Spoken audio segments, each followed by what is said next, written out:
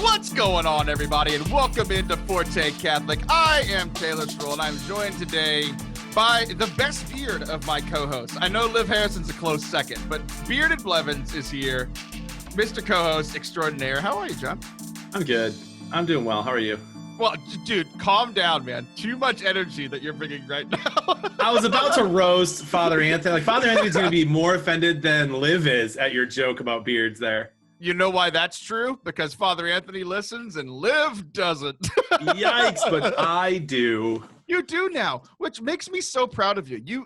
You and Liv were the two worst co-hosts for so long. Not because of your actual co-hosting, but you just never listened to the show. So you were worse to me, right? Not to the community. You're all beloved equally. You all have 25% of the love from the community apiece. Just perfectly spread apart. Yeah, exactly. It might move by a percentile here, a percentile there, but over time it all evens out. But in my heart, you like my heart to you was like the Grinch on Christmas. Like my heart grew 3 sizes the day that you were like, "Hey, I listened to one episode." That's all it needs, guys. That's all it needs. If you want me to love you, all you have to do is listen to one podcast. I'm only 1 week behind, which I'm impressed by. I need to take a little hour drive, and I'm set. I'm so much more impressed with you than you are, and that's not usually the case. That's true. That is true, and thank you. Yeah. So, welcome in. This is Forte Catholic, and Did you steal that? Did you steal that from Mrs. Ruby? Welcome in. Welcome in is a saying that I've everyone never has heard said. anyone say it my whole life until Ruby, and now I say it. You say it. No, like it's because it's a thing people say, Jonathan. Agree to disagree. Here's the thing. While we were talking like 10 seconds ago, like our social media beef about how bad your takes have been recently popped into my head, and I said, you know what? I'm just gonna let it go because I'm trying to be a good person. And here you are with another bad take. This one is a good, true, and correct take, my friend. It's not. But hey, welcome in. Welcome in. Welcome in. Welcome into sports. Announcers use it. People use it to at the house. Hey, welcome in. Nice to see you. Nah, welcome home. Welcome. Thanks for being here. Never heard welcome home. You say that to like visitors? No, Life Team does. Welcome in. Like, no, welcome. I don't hear welcome in. Welcome back. That's what the broadcasters say. They never say welcome in. They say welcome back after the break. They say welcome in whenever you get there. No, they say welcome to the Fox broadcast. They don't say welcome in. YouTube it. You just lost all of my. I was gonna have NBC have ads on the show, and now they're not going to because you mentioned Fox. Whoops. Anyway, good. I'm glad we can have this argument that's completely pointless, like most of your takes. Well, welcome in, everybody. Welcome. So, both of us had pretty interesting weeks, and I think both of us had pretty relaxing weeks. Mine was relaxing because something was removed from my life. Yours was relaxing because 7 years ago, something was added to your life. What did you do this week, Jonathan? Yeah, so you keep saying week, and that makes me angry because I had a ridiculously long, stressful week, but a beautifully relaxing weekend. All I see is what you like. You're so busy that I'm not messing with you like personally, like our personal relationship. I've only interacted with you this week through social media and like through your Twitch streams. So like I'm just another person in those scenarios. You're my right? buddy. You're my buddy. No, not this week. Not when you're busy. Like I know my place. I know my place. I'm not gonna pester you. But here I am. I'm busy this week, and I'm here with you because I love you. And everyone's busy, dude. I hate the glorification of busy. But it has been a crazy at week. all. This is like work ever since I started working for Forte Catholic. It's been the best thing in the world. My struggle this weekend, John, was on Saturday. I'm so used to working 7 days a week, so that on Saturday and Sunday, my big internal struggle was, hey, there's probably some things that I could do, but I'm not going to do them. And that was my internal struggle, and I didn't do those things, and boy, it was a mixed bag. I was going to say, do you feel better? Do you feel worse? I feel like it sounds great. Dude, like, so honestly, I felt terrible Saturday and Sunday, like not doing the things I need to do. I had to work a little bit on Sunday because I had something to do Sunday night, but like I could have just done things ahead of time. I was like, you know what? I'm just going to do those Monday. I worked yesterday. After yesterday, I'm never working on the weekends again. Monday was so great. I got it all done by like 3 p.m. And all the stuff I just relaxed over the weekend. It was great. That's amazing. That's amazing. I also relaxed over the weekend. It was my 7-year wedding anniversary. Jody and I have been married 7 years now. It's crazy. We take turns each year surprising each other for an entire weekend. So this was actually our shortest trip because I had a lot of work to do with the new stuff I'm doing with Super Squares, which we can maybe talk about later. But so Friday morning until like Saturday afternoon was our anniversary weekend. It was her turn to plan.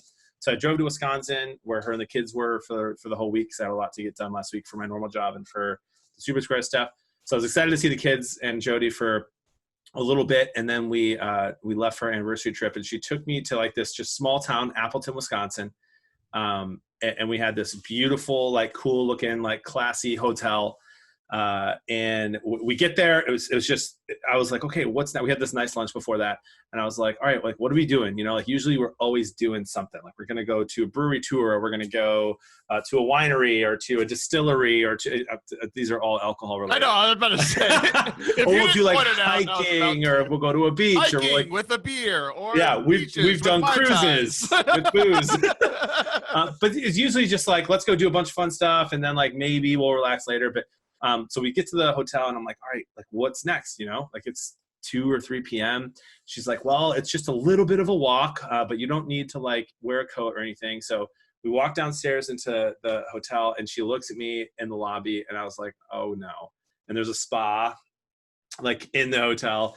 And I was like, we're doing a spa, huh? I was like, great, mani-pedi. I love those. I don't get them enough. This is going to be fun. She's like, no, you've been so stressed lately. You've been working so hard for the family. I wanted us to do a couples massage. And I was like, excuse me? It's the best. I was like, no. I literally walked out. I walked out. I was like, I'm not doing this, Jody. Like, she's like, Jon, please, like, don't make me feel bad. Like, I really think you need it. Like, trust me, it's not bad. I was like, no, I'm not getting naked in front of a stranger. And she's like, you're not naked. And I was like, that's new. I didn't know that. So I finally was like, Jon, just put like, whatever, suck it up. And we went in and got the couples massage. And it was one of the coolest things ever. Of course it is. It was very relaxing. Of course it was. Like, what's wrong with you? Jonathan, here's the thing I didn't know, and you just revealed something to me that you shouldn't have. And because you have revealed it to me before, but not in this timing. Massages are one of the greatest gifts that God, our loving Father, has given us. Okay. They're tremendous. You and I have very similar body types. We're both very large and white and bearded and should both be bald, but that's a whole nother thing. And, you know, we're both trying to lose weight, but still have more to go. Is that a fair assessment? We're fairly similar physically? Yeah. Okay. So I know how your body feels most of the time because I live in something very similar. And massages, very needed. It's very hard to be this large. And, like, I've gotten, like, I'm trying to not exaggerate. I've probably gotten 70 massages in my life. And here's the thing. I can't imagine a man saying what you just said. You would rather have a mani or pedi than a massage? What is wrong with you? Listen, I'm just used to them, okay? They're less invasive. I don't know how it works. I don't know. Listen, bro, I had just eaten lunch, okay? I'm a gassy guy. I'm not trying to fart in the middle of this room. Like, you know what I mean? And then so many thoughts. Like, I just wanted to ask them a million questions. What's the weirdest thing that's ever happened? Has someone farted in your face? Have you farted? Have you ever hurt someone so much they had to go to the hospital? Like, all these, and like that was all I was thinking about while I was getting my massage. But it was very nice. You just need to chill. I mean, like, I guess it's fine. Like, was this your first massage ever? Ever. What have you been doing? I'm a man. I don't need that, dude. Literally, I like afterwards. It was very relaxing. Afterwards, it felt like nice, but then I was a little sore the next day. Yes, that's the point. Because you've been broken your whole life and you've never let someone heal you because you're sore. Because you have like 32 years of injuries in your body that you've never gotten worked on. She did say she could tell that she said, you're very relaxed. Like she could tell I was comfortable, but she's like, I can tell you're very tense. Yes. Yeah. That's my life. I'm telling you, we live in the same body. I mean, I'm pretty thin everywhere except my gut, to be honest, brother. Yes, I know. We have the same body. It was fun. It was nice. But then after, we can go back to the massage if you want, because you can roast me all you want. But then afterwards, I was like, all right, what's next? And Jody was like, we're going to go upstairs and watch some of our Netflix shows uninterrupted by the kids. And I was like, oh my gosh, that sounds amazing. And then we had like our food catered in, and then we watched more Netflix. And then she's like, you know what? We got a small dinner on purpose because it's 9 o'clock. Let's go over to Sal's and get macaroni and cheese pizza. And I was like, yes. So we did that. And then we made ourselves a little cocktail and then watched some more shows. I mean, and then we woke up in the morning whenever we wanted. I'm pretty sure I slept 11 hours. And then we went to breakfast, had a cup of coffee, walked around the farmer's market, went to a nice brewery, went to lunch, and headed home. It was so relaxing and everything I needed. I've got 18 lessons that anyone listening can take from this story, but I want you to share one because I'm trying to decide how to approach this, Jon. I can do the like really nice lesson or the really mean lesson. We've already done one of those. So before I go, what did you realize this weekend that you were missing other than a massage, obviously? I mean, yeah, like Jody and I need more quality time. 100%. Which is going to be hard. Which is going to be hard to come by from now till February, if I'm being honest. But we have to make it a priority. You did, and yeah. Here's the thing. You and I think it was a couple of your appearances ago. We talked about quality time with our wives and how I yelled at you for not spending quality time with your wife, and now you're doing it. And so I like that you had this realization without me. It's like, have you seen My Big Fat Greek Wedding? Yeah. So where I was Windex. Yeah, exactly. So it's like I learned from the women in that show how to manipulate my friends. So essentially, you remember the scene where it's like, oh, is that how you got me on the podcast? I'll keep going. Yes, for sure. I've manipulated everyone that I've ever met. So essentially, I mean, I've got a great smile, and I'm happy, and I have stunning blue eyes. So I get whatever I want in life, Jon. They are beautiful. They're beautiful. Look at those. Oh my God. They change color with whatever I'm wearing. It's tremendous. I mean, I'm tremendous. I just wanted to say that. Amazing. So what was I saying? I got distracted by my own. My Big Fat Greek Wedding. Windex. Yes, My Big Fat Greek Wedding. So the women realized that they couldn't just tell like the men in their lives what to do, because the men would say no, right? Yeah. But if they got him to believe that it was his idea, then it would work. And that's essentially what I did with you about spending quality time with your wife. I'm so proud of you. Thank you for teaching me that life lesson, Grandpa Schroll. You're welcome. No. I'm the woman in this scenario. Grandma Schroll. We've both been the woman in this scenario. I'm the woman now by manipulating you, and you were the woman by wanting a mani-pedi. Okay, but here's the thing, real quick. So, okay, I went on my honeymoon. Jody and I went to Aruba. It was all-inclusive. It was the best week of my life. She's like, hey, where are we going to go next time? I'm like, Aruba. Why would we switch it up? It was perfect. She's like, it's not going to live up. I was like, yeah, I don't care. It was perfect. So now I had a massage. I loved it. I'm not getting another one unless I go back there and have the same masseuse. No. Here's the thing. Jon, nope. I have a masseuse. I have a barber. I have a masseuse. She's 3 hours away. Yeah, that's the problem. Here's the thing. So, like, was it an individual person, like she was running her own business, or was it like a business of massage places and she was one of them? She was one of them, but I'm allowed to request. So here's the thing, Jon. Your barber, if you want to make it like your barber, whenever I lived in my hometown, I had a personal masseuse. And I only went to her. She ran her own business. That's stepping up your game, Jon. There's someone near you that can completely change your life. Completely change your life. Like, there are, like, the personal massage therapist that I had, it was like she could have had a second life as like a torturer for the U.S. Army, like for terrorists where they're trying to find. That sounds horrible. Here's the thing, though. Like how you were just a little sore. There are parts of my, like, I have scar tissue in both of my hamstrings because I've ripped both of them. They didn't heal properly. Like, she could touch me in certain places of my hamstrings that I would give her all my money. Like, it was like torture. But the next day, Jon, I could go run a marathon. Like, it was the greatest thing in the world. It's called healing. Sometimes it takes some pain to get to some healing. Duh. Thank you for the lesson. You're welcome. My Grandpa Schroll, I'm here all day. So, okay, but you celebrate this thing. My biggest thing is it still freaks me out that you're so much older than me than I thought you were. And yet I've been married longer than you. Like, I know more about marriage and I'm better at it because I've been doing it for longer. Do we have the same amount of kids? I don't know. How many kids do you have? 3. Yes. Mine are 5, 4, and 8 months. I'm 32. I turned 33 on Sunday. It's my birthday week. This coming Sunday? Yeah. That's good. I'm glad I didn't miss it. Yeah. I'll be streaming over at Super Scores for 12 straight hours. Happy birthday. Oh, wow. Birthday stream. I'm speaking of birthdays that I missed our friend and our co-host Allison Sullivan's birthday this past weekend. So I thought I missed both of yours. But here's the thing.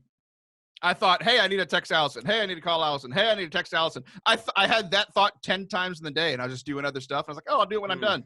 Never did it. So the next day I was like, I thought of you 13 times yesterday. I didn't say happy birthday. So happy birthday. That's awesome. Yeah, mine's Sunday. Don't forget.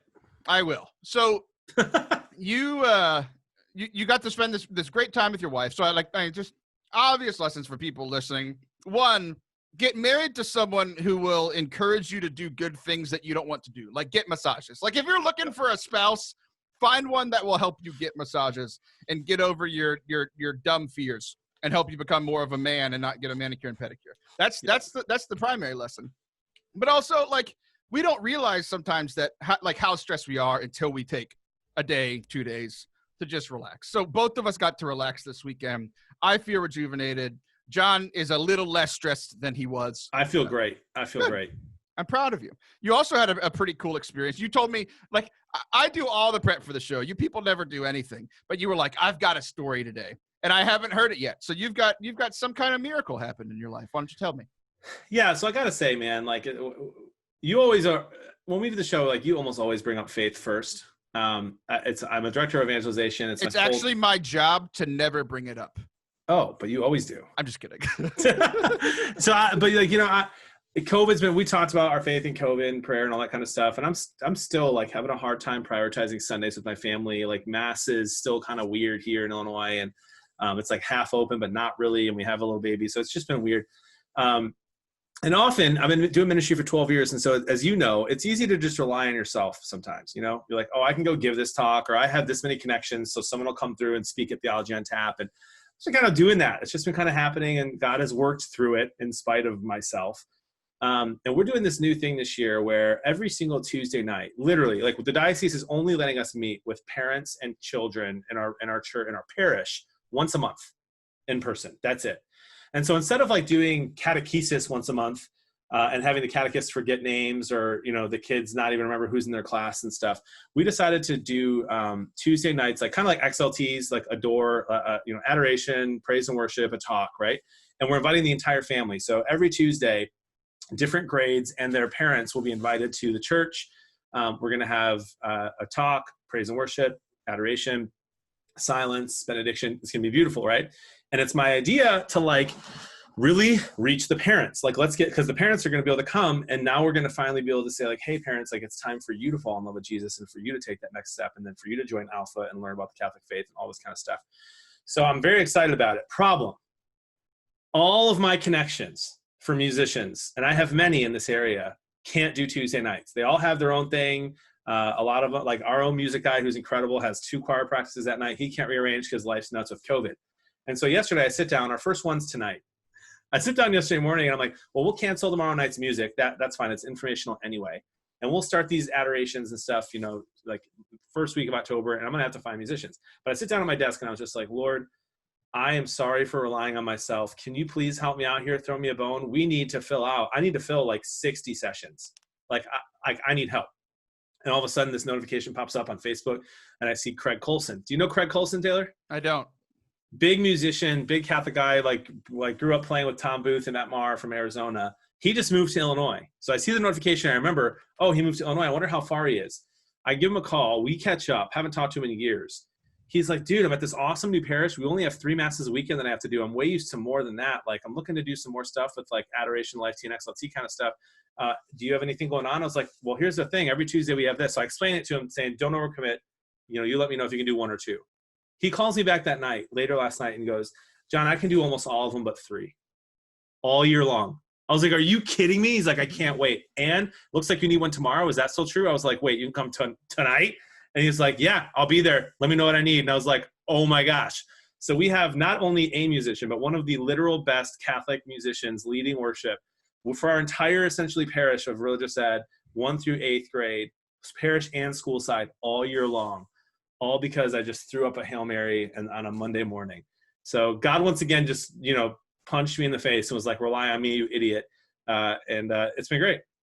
Well, I am happy for you. But if you're listening to the podcast, you just missed one of the greatest acting performances of all time. If you're watching on YouTube and you missed it, if you just happened to be looking at Jon throughout that whole conversation because he was talking the whole time, I wouldn't be upset at you. But if you watch me, it's the greatest acting performance of trying not to go ballistic. Because, Jonathan, you know who else is a Catholic musician? You. I am.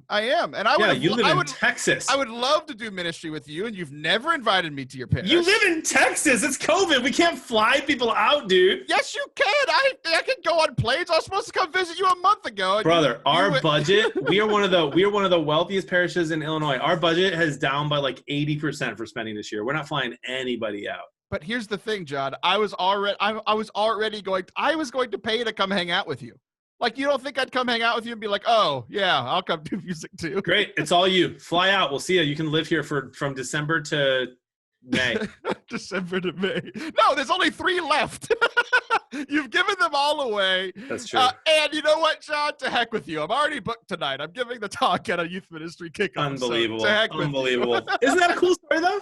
It is a cool story. And it's so crazy how it's crazy how little of my prayers are answered. But whenever they're answered, it looks like that. Yeah. It's unreal, man. Like, I've had stories like that. Like, I mean, that's essentially, people hate when I share this story because it's like, oh, every person that's ever given a vocations talk. It's like, look, listen, single people. I just like Jon in this situation, I was relying on my own good looks and personality to find a bride. And boy, did that not work. And then finally, I just gave up and I gave it to God. And I said, look, I'll do whatever you want. I'll be a priest if you want. I'll be married if you want. I'm just tired of fighting you because I fought him for a year. And a week later, I met the woman who's now the mother of my children. Like, it happened, right? And here's the thing. People, including myself, get so frustrated hearing stories like that because it's not happening for them. Well, first of all, you need to learn how to act like you're happy for your friends like I was when Jon was sharing his miracle story. Secondly, so little of our prayers seem like they're answered. Many of them are just in a way that we didn't think that they were.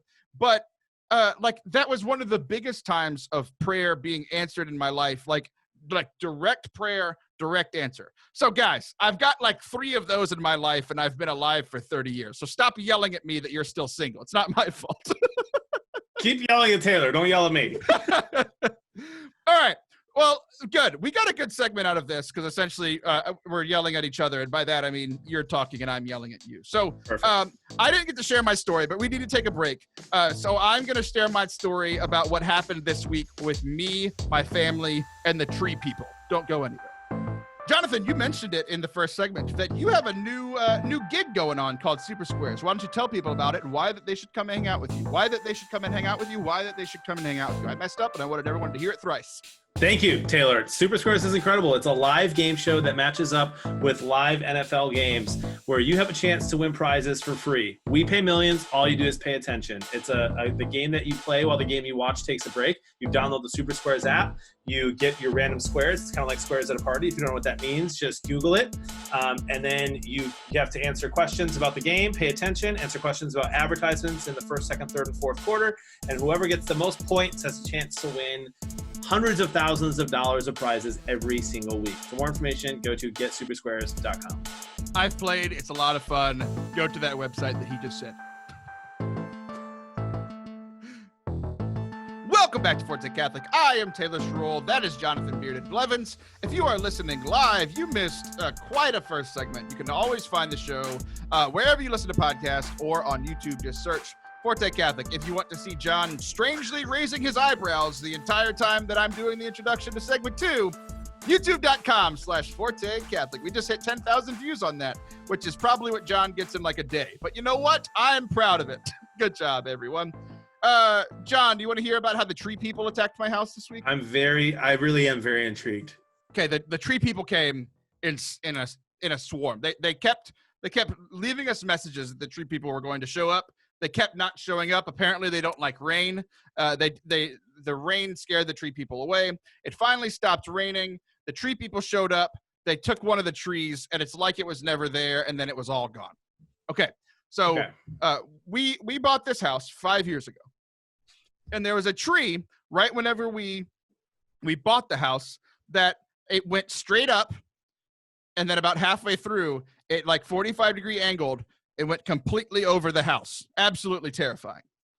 But John, I work for the church, and I don't have a lot of excess funds. You know, feeding my children and, you know, buying the house, all of that was more important at the time than, you know, protecting them from a tree falling on their heads.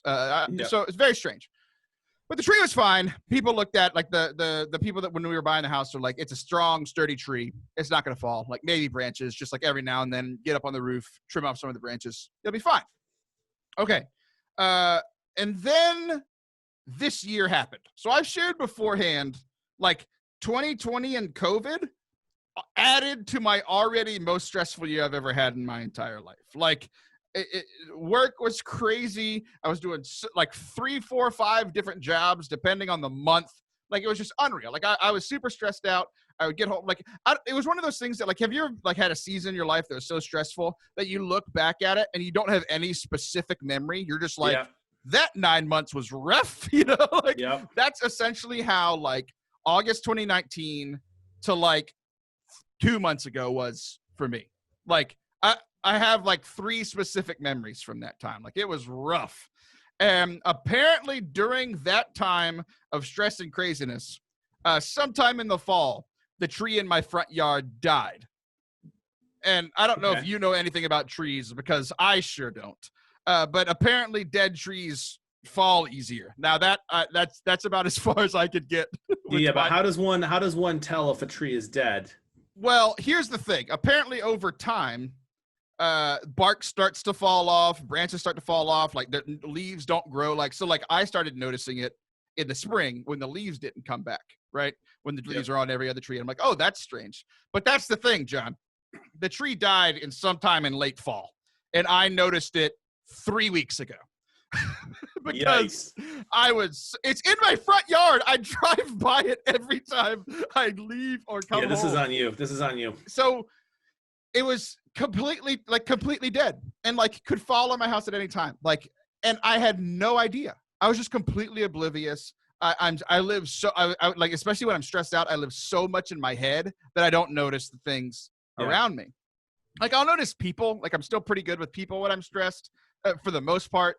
But like physical things, like, doesn't exist. Like, that stuff did not exist.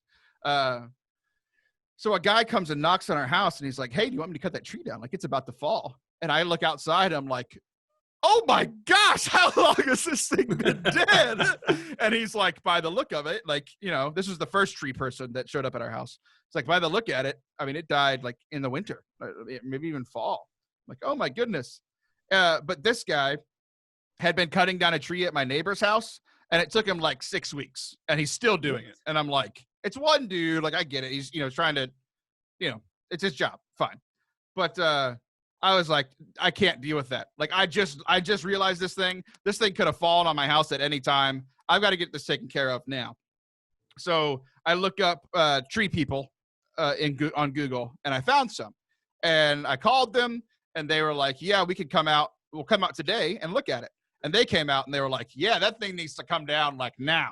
And I was like, cool. And they gave me the quote. I said, okay. And they said, we'll be by in 1 to 2 weeks. I'm like, you just said it needs to come down now. Yeah. Wow.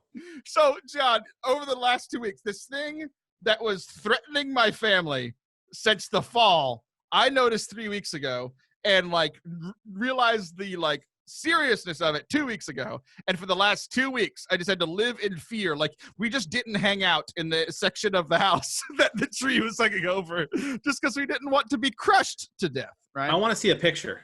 Okay, well, if you were a good friend of mine, I've already posted videos on Twitter and Instagram and all the things.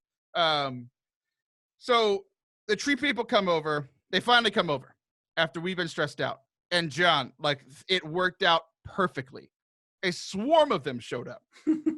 They got here at 9:00 in the morning, and I was awakened very abruptly by my wife, and she's like, "The tree people are here." And for 2 weeks, all we talked about at my house was the tree people. The tree people are coming. The tree people aren't coming. The tree people will be here tomorrow. Here, use this card to pay the tree people. Like, tree people owned our household for the last 2 weeks. Yeah. And they finally came over.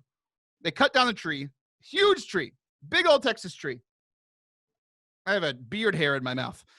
So they cut down the tree. It gets completely, like, they move it out to, like, you know, like the curb, right?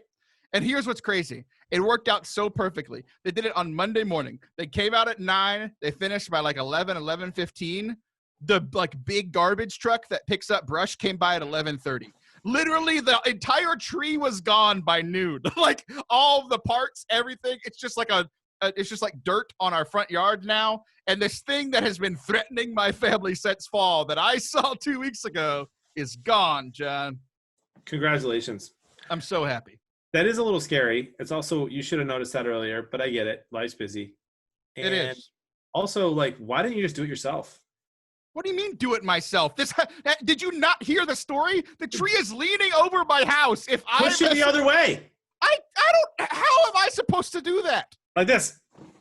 No, you're so dumb. Wait, okay, if it's over your house, you can just go right here and just push it this way. John, it's a tree. It's wider than like 8 of us combined. Show me the picture. It's not on Twitter. I just scrolled. It's on Twitter. It's a video. I literally just scrolled back all the way to September 3rd. Didn't see it. No, John, it was yesterday. I'm looking right now. I posted a video yesterday. Oh, I'm not on Forte. No, it's me. I'm so sorry that I follow you on all of your social medias. Forte Catholic, Taylor Schroll. There's 2 of them. But they're on different platforms. There's the house update. I see it. You're the worst. Okay. That is not bigger than 8 of us combined. It was. You didn't see it. How would you know? Oh, there it is. Okay, that's pretty thick. It's a pretty thick tree. Okay. That's amazing. Have you ever had a problem that you didn't notice that had to be pointed out to you later? Never. Never? Not once? I'm completely self-aware. No, you're not at all. We talked about that last segment. So many. I've had so many. Like, the first one for me was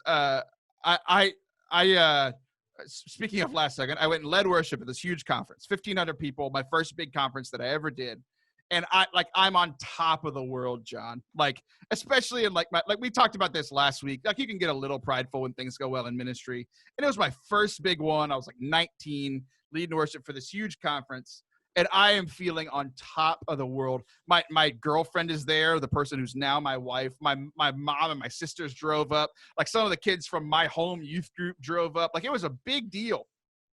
And so I'm on top of the world. And I see pictures. And we had like somebody made us shirts for like after the conference that like had our names on it, like for all like the band and the speakers and stuff, like had our names on it. We all matched, and we took a picture like from behind to show all of our names. That's the moment that I realized that I was bald. No. Yeah.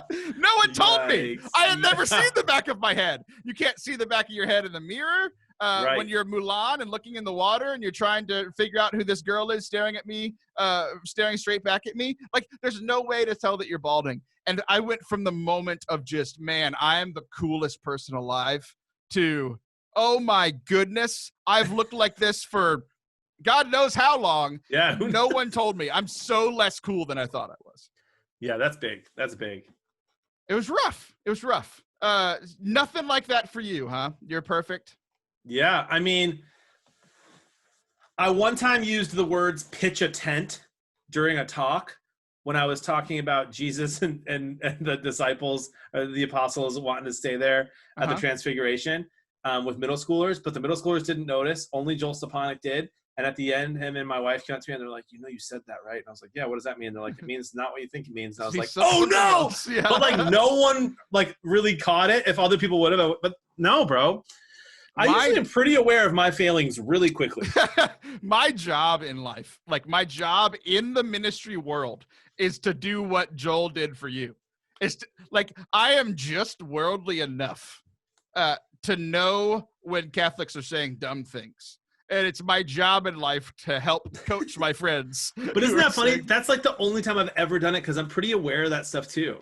It's but that not. I was not aware of that one. Here's how I know you lack self-awareness, John. Bring it. You think that's the only time you lack self-awareness. I'm open. I'm an open book, brother. Boy, wow. Here's the thing, John. Self-awareness for you right now is the dead tree that was in my front yard for 9 months. So I'm just gonna push it over. Dude. No, the tree people can either come and save you as well. I keep picturing tree people, like I know, people living in the trees. I know, that was the point. That's why I said it. I like it. But yeah, man, like it was this whole ordeal that I just it just stressed me out. And like, what's crazy is like I was stressed out, so I didn't see it, and then I saw it, and it stressed me out, right? And like because at the time I was like it was right around the same time that my car broke down. It's like I don't have $800 to give to these tree people. Like I just don't. But like it, like but for like the safety of my family, I need to do it. And like you shared like miracle things coming through, like some financial things came through, just like the perfect timing for me to be able to pay the tree people, which is the coolest thing I've ever said. Like money came through so that I could give it to the tree people. Sounds like the tree people are the mafia, and I did the money come through twitch.tv/ForteCat? It didn't. Tier 3 sub. Okay. No, it didn't. It came through in the form of a personal loan at a lower APR rate than the other loans that I had. Amazing. All right. So speaking of tree people, are you ready to talk about aliens? We're just going we're going full crazy. What are we talking about today? Did you see that report in Venus? Is that why you're bringing this up? I didn't. Please share. Oh, well, yesterday, number one trending in the world was that Venus had found some particle that is usually only found in Earth because of life, and they found it in the Venus clouds. Which is always funny. As a Catholic, I'm just like, oh, okay, a little particle is a sign of life. What about a baby in the womb? I digress. But get him. It's just nuts to me, for real. But yeah, I was like, so I thought that's why you want to talk about aliens today. They think that there's actually potentially life on Venus. Now, life, according to these scientists, could literally be bacteria. But interesting. So what do you want to talk about? Aliens. I love it. Okay. So God came to die for us, right, John? Yeah. You've heard this story? I'm vaguely familiar. Number one trending story for the last 2,000 years. Amazing. I know that you had to cough, but you just pulled a Father Anthony and turned off your mic to laugh, which is the most annoying thing ever. It was both. It was a cough and a... I say something funny, and then like my co-host doesn't laugh. Like it sounds like my co-host isn't laughing. I can see you laughing, but the audience didn't, so it makes me look like I'm. But I had to cough. I don't want to cough over your podcast. Well, thank you. Okay, so God came to die for us. We've realized this. So if there is life, and you keep raising your eyebrows, what is wrong with you? Just having fun with you, dude. So if there is life, maybe it's because your muscles are loose because of the massage. Pay attention, Taylor. If there is life, you're specifically trying to throw me off, and then you tell me to pay attention. So Pope Francis said a few years ago that if there was alien life, somebody asked him, "Would we baptize them?" Do you remember what his answer was? I actually don't. I remember the story. I don't remember what his answer was. His answer was yes. He said that if this wasn't him, like this is just it's not like the papal infallibility or whatever. This is just a plane ride. Yeah, just a plane ride, right? So, but it was interesting, and honestly, I've been thinking about it, like not all the time, but like for the last like 3-4 years since he said it. The tree people have been whispering in my ears to constantly remind me to think about the aliens. So, if there is other life, like not the bacteria like you were talking about, but if there's another sentient being, I have so many questions, because God would have, if there is sentient life, that means God created them. We all agree on that. That means that he would have created them also without original sin, like he created us, right? And that means they would have had the choice. But if they sinned, there's so many options for what God would do. If aliens sinned, Jesus's death was for humans, was for us, which made me even question the baptism thing, because it's like, how are we baptizing them? Because like I have so many thoughts, and I feel like a crazy person because I know that I am. But if the aliens sin, it means that they would need a savior too. So here's God's choice. In my head, the timeline is we were first because I'm a good Earth person. But if we were first and we did the original sin, and then Jesus came, and then we all just piled on our sins, do you think God was like? You think he's like, we're gonna try this again and do the same exact thing? Like, no original sin, they mess up. He sends a savior, possibly named Jesus. He would probably look like those sentient beings. His name would probably be Todd or something. You know, like just enough different from like regular names. Like no one else is named Jesus. Like it's a pretty like specific name. Like would he like and then like okay, then there's another universe and another universe with life. Like at what point would God just be like, I'm done dying for this sentient being number 18. I'm just gonna wave my magic wand and their sins are gone. You know, like this is where my mind has been as the tree people worked on my house. What do you think about all this? I think that's, first of all, hilarious. And I love that we both go through these crazy rabbit holes in our minds.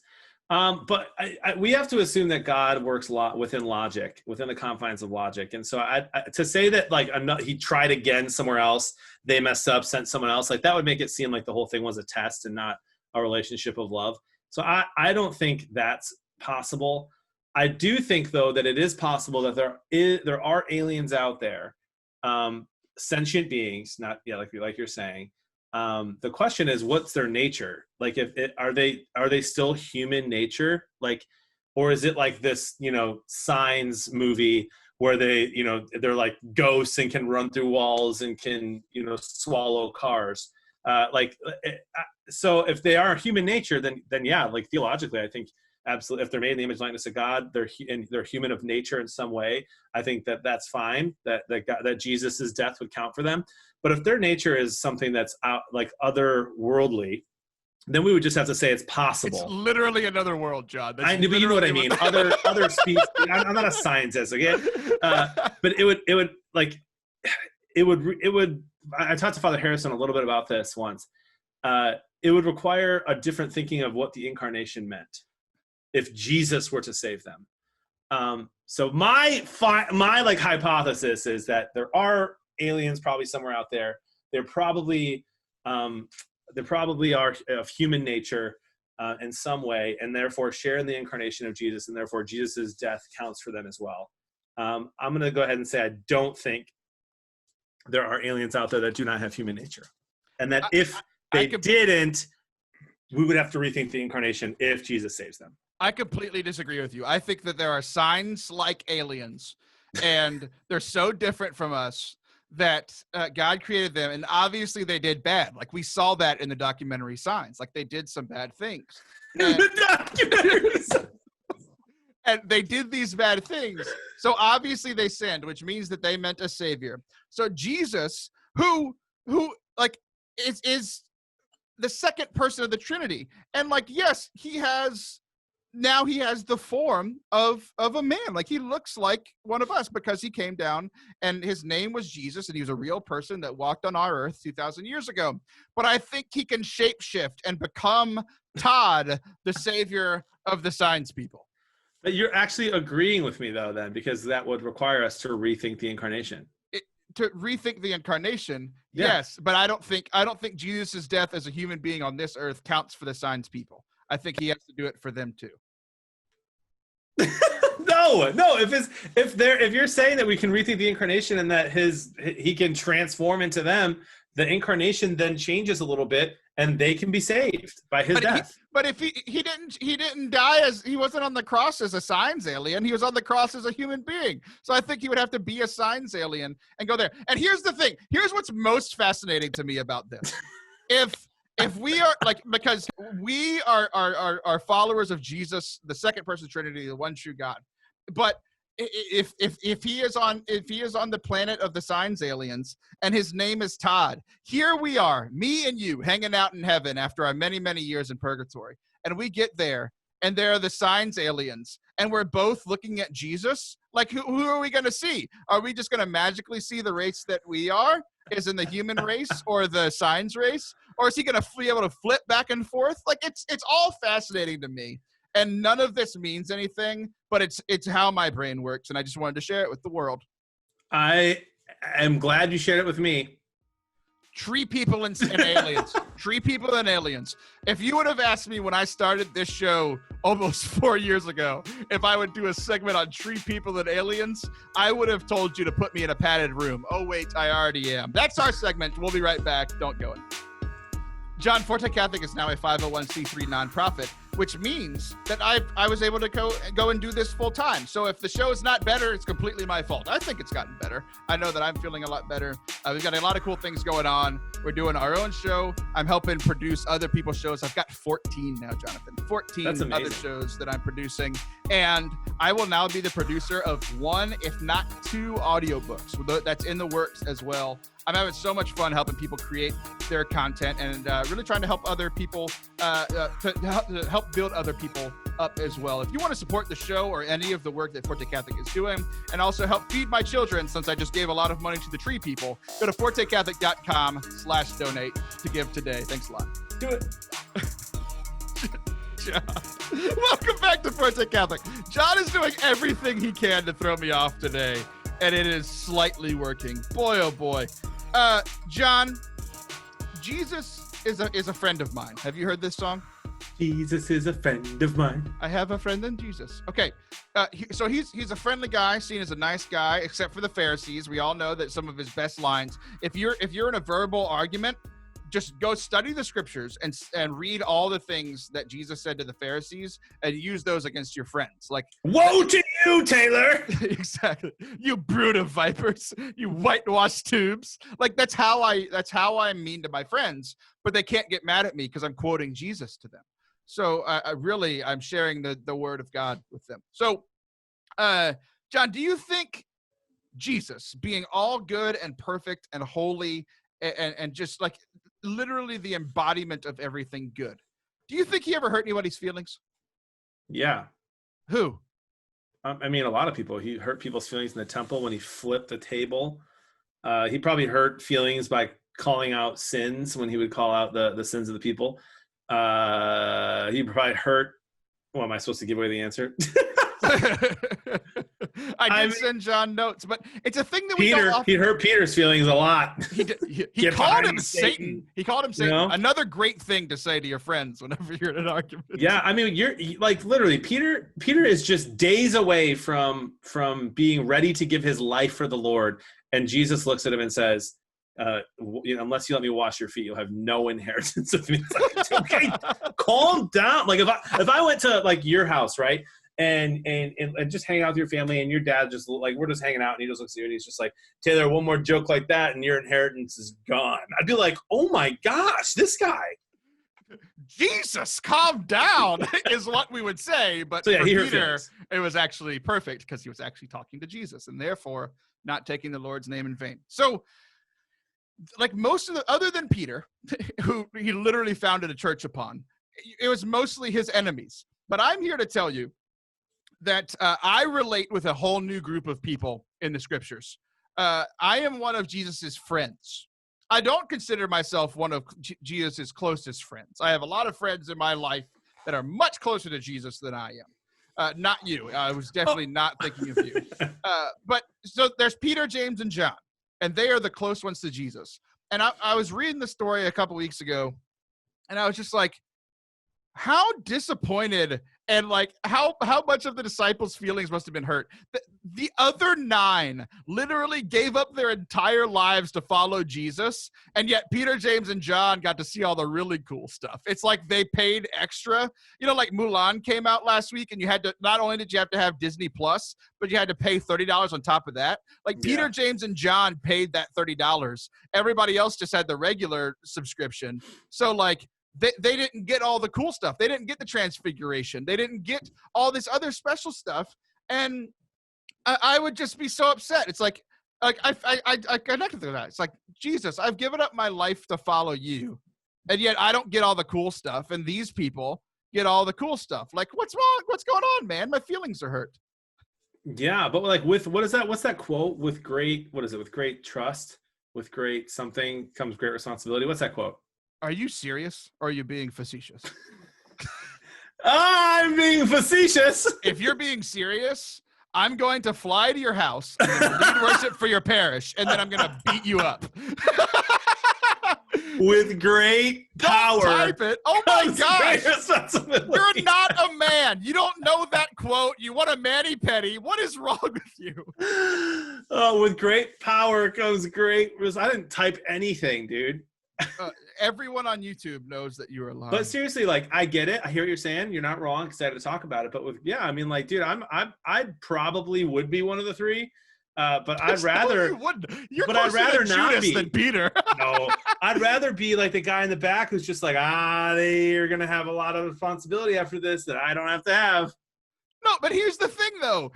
John was one of the three that was with him as the only one that didn't die a bloody martyr's death. Like, Matthias didn't get the cool stuff and still got murdered. I'm kind of a mama's boy. I always saw myself more as John.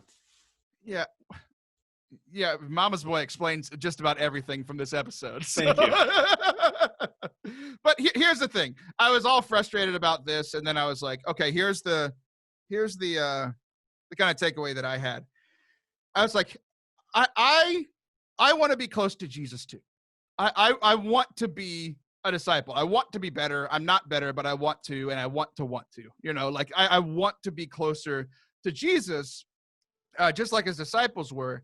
But those other 9 people, like, had to hear about the really cool stuff from their friends, and their faith was still built up by those things. Like, people who weren't there, like John wrote a gospel, he was there, but like some of the other gospel writers weren't at those moments, and they got to talk about those moments because they heard them from friends, they got to experience from friends, they still got the like benefits of it. And it's like, that's essentially all of our lives as a Christian. We don't get to experience Jesus as a human person. Yes, we get to experience him body, blood, soul, and divinity in the Eucharist, but he doesn't get to talk to us like you and I are talking to each other. Now, we get to hear that from other people, like the people who were followers before us, like our great saints and our theologians and all, the church as a whole. But also we get to hear about him from like other people in our lives, like our friends who are holier than us. And again, not thinking of you, but like I've grown so much by just having holy people around me. And what's crazy is that, like, yeah, there's some times where I get jealous of like people's encounters with God and how close they are to God, or like not really their encounters with God. I really am happy with them, but when their like encounters with God are like they get 18 to my 1, like they're just much more frequent, and I get jealous, or I was like, come on, Jesus, like what's wrong with me? You're sick of your encounters being ratioed. Exactly. I am ratioed just like most of my tweets. I had the happiest Twitter ratio the other day. I got ratioed, but it was the happiest thing. I tweeted out, hello. That's all I tweeted out at like 10 o'clock at night. And like 30 people responded. And like we had conversations. It was like the most interactions in comments I've ever gotten on a tweet, because I'm not super famous like Jonathan Bearded Blevins. But I got ratioed, and it was the happiest moment in my Twitter career. That's amazing. All right. So what do you think about everything that I said about being offended that Jesus doesn't talk to you and he talks to other people? No, I think what you said was beautiful. Yeah, we should be thankful for the encounters that we have and for the encounters that others share with us, and for the Bible that you've now mentioned like 4 times today. But you've been calling it the scriptures, which I really like. I was born Jewish. Perfect. But no, for real, I love it. That's awesome. All right, 1 minute. I've got a funny story to share. Have you ever left a kid in timeout and forgot about them? No, I have not done that. So 2 of my kids got in trouble. My son hit my baby daughter, so he got yelled at and then put in timeout. The other daughter just made a mistake. It was an accident, but it was still a big deal. Not a big deal, but still a deal. So I sent them both to timeout. I went and watched an episode of Avatar, completely forgot about them. I went and got my son out. The one that I was actually mad at. I wasn't actually mad at my daughter. I went and got my son out. I was, after like 3/4 of an episode of Avatar. So like 16 minutes. He sat on the floor of the bathroom. I go get him. I feel so bad. I apologize. I tweet about it. I'm like, has anybody else done this? Everybody's like, yeah, we have. And then 30 minutes later, my son comes in and says, are you going to get Maggie out of timeout? I completely forgot about her. I went in and profusely apologized. She was perfectly fine. She was playing with toys and stuff in her bed. But a friend of mine responded and said that's what his fear of purgatory is, that he's going to go to purgatory and God's going to forget about him. But God is a much better father than I am. I'm Taylor Stroll. That's Jonathan Bearded Blevins. This is Forte Catholic. I'll be back next week. Say it!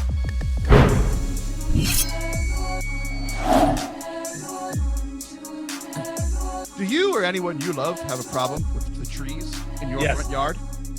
Then you need to call 1-800-TREE-PEOPLE or visit www.treepeople.net because the trees are a network and they live in the trees. They will arrive from the tree itself and they will cut down their own home in order to protect your home. Again, that is 1-800-TREE-PEOPLE or www.treepeople.net. If you use the code FORTE15, you'll get 12% off your next order because they don't understand percentages because they're tree people. Bye, John. I was going to make a tree people noise, but I didn't know what that sounded like. I was going to be